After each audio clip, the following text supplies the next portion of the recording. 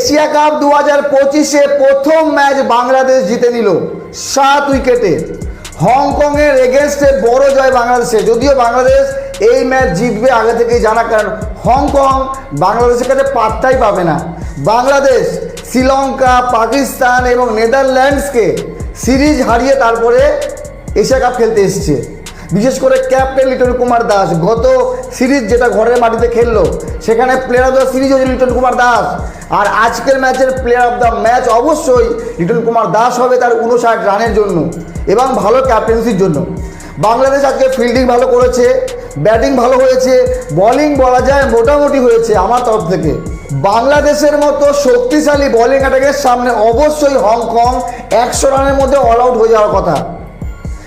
শেখ মেহেদী হাসান, মুস্তাফিজুর রহমান, তাসকিন আহমেদ, রিশাদ হোসেন এবং তানজিম সাকিব, এই যে 5 জন বলারকে দিয়েই বল করিয়েছে লিটন কুমার দাস। আর সেরা বলার, এর থেকে ভালো বোলিং কম্বিনেশন বাংলাদেশের হতে পারে না।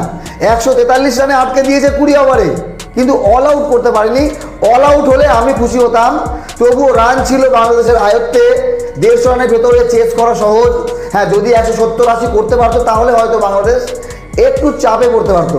যাই হোক, বাংলাদেশ আজকে ম্যাচ জিতেছে। বর্তমানে পয়েন্ট টেবিলে 2 নম্বরে বাংলাদেশ। আফগানিস্তান নেট রান রেটে অনেক ওপরে, 94 রানে বড় মার্জিনে হারিয়েছিল হংকংকে। হংকং টানা 2টি ম্যাচ হারলো, প্রথমে আফগানিস্তান এবং আজকে বাংলাদেশ। হংকং গ্রুপ পর্বের শেষ ম্যাচই খেলবে, কারণ এই টুর্নামেন্টে এশিয়া কাপে আর সুপার 4-এ যেতে পারবে না। প্রথম দল হিসেবে হংকং ডিসকোয়ালিফাই হয়ে গেল।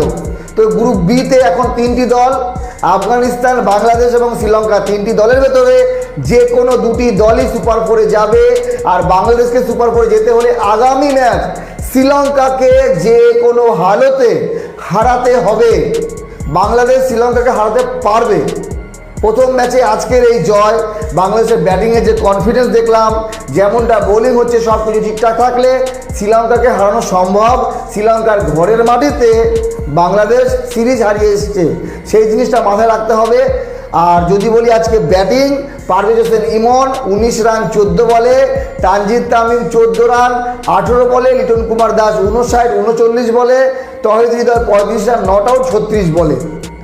বোলিংটা একবার বলে দিই, মেহেদী হাসান, শেখ মেহেদী হাসান কোনো উইকেট পায়নি এবং মুশফিকুর রহিম কোনো উইকেট পায়নি। প্রত্যেক বলার 4 ওভার করে বল করেছে, একজন রান আউট হয়েছে। বাকি তাসকিন আহমেদ 4 ওভারে 38 রান দিয়ে 2 উইকেট, তানজিম সাকিব 4 ওভারে 21 রান দিয়ে 2 উইকেট এবং রিশাদ হোসেন 4 ওভারে 31 রান দিয়ে 2 উইকেট। তো ওভারঅল বাংলাদেশের পারফরমেন্স খুবই ভালো ছিল। এই খেলাটাকে ধরে রাখতে হবে। হংকংয়ের মতো দলের সঙ্গে প্রথম ম্যাচ পড়েছে, এখানে বাংলাদেশের জন্যই অ্যাডভান্টেজ। প্রথম ম্যাচ যদি হেরে যেত তাহলে মানসিক দিক থেকে একটু চাপে পড়তো বাংলাদেশ। এখন বাংলাদেশ চাপে নেই, চাপে পড়বে শ্রীলঙ্কা। যদি বাংলাদেশ শ্রীলঙ্কাকে হারিয়ে দেয় তাহলে বাংলাদেশ মোটামুটি কনফার্ম। আর শ্রীলঙ্কাকে অবশ্যই আফগানিস্তানকে হারাতে হবে এবং হংকংয়ের সঙ্গে শ্রীলঙ্কার ম্যাচ থাকবে। খুব ইন্টারেস্টিং জায়গায় চলে এসছে।